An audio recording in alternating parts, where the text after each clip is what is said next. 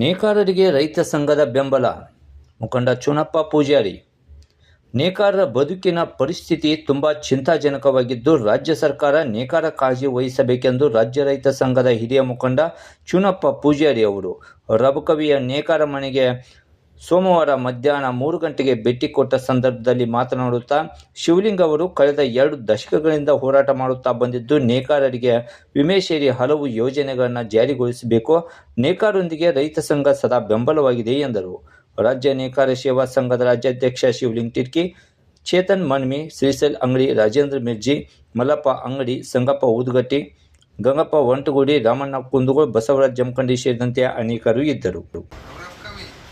ಬಂದಿರತಕ್ಕಂಥ ಸಂದರ್ಭ ನಮ್ಮ ರಾಜ್ಯಾಧ್ಯಕ್ಷರಾಗಿರ್ತಕ್ಕಂಥ ಶಿವಲಿಂಗ್ ಟಿರ್ಕಿ ಅವರು ಸಾಕಷ್ಟು ಸ್ವಾಗತಿಸಿದರು. ನಮ್ಮ ಚಿಕ್ಕೋಡಿ ಜಿಲ್ಲಾ ಮಲ್ಲಪ್ಪನ ಅಂಗಡಿ ಅವರನ್ನೆಲ್ಲ ಮುಖಂಡರು ಕೂಡ ನಮ್ಮ ಬಂದು ವಿಸಿಟ್ ಮಾಡಿದಾಗ ಪಾಪ ನೇಕಾರ ಪರಿಸ್ಥಿತಿ ಭಾಳಷ್ಟು ಗಂಭೀರ. ನಾನು ನೋಡ್ಬೋದು ಮ್ಯಾಲ ಮದ್ರಾಸ ಇವತ್ತು ಜೀವನವನ್ನು ಸಾಕ್ಷಾತ್ಕಾರಿ ಸುಮಾರು 40,000ಕ್ಕಿಂತ ಹೆಚ್ಚು ಸುಮಾರು ಜನಸಂಖ್ಯೆ ಒಳಗೆ ಒಂದು 50-60 ಸಾವಿರ ಜನಸಂಖ್ಯೆ ಇರ್ತಕ್ಕಂಥ ಭಾಗದಾಗ ನೇಕಾರರು ಅವರೆಲ್ಲ ಕುಟುಂಬಗಳು ಭಾಳ ಆತಂಕದಾಗದ. ಈಗಾಗಲೇ ನಮ್ಮ ಶಿವಲಿಂಗ್ ಟಿರ್ಕಿ ಅವರು ಹೋರಾಟ ಮಾಡಿ ಸುಮಾರು 15-20 ವರ್ಷದ ಹೋರಾಟಕ್ಕೆ ಸರ್ಕಾರ ಈಗಾಗಲೇ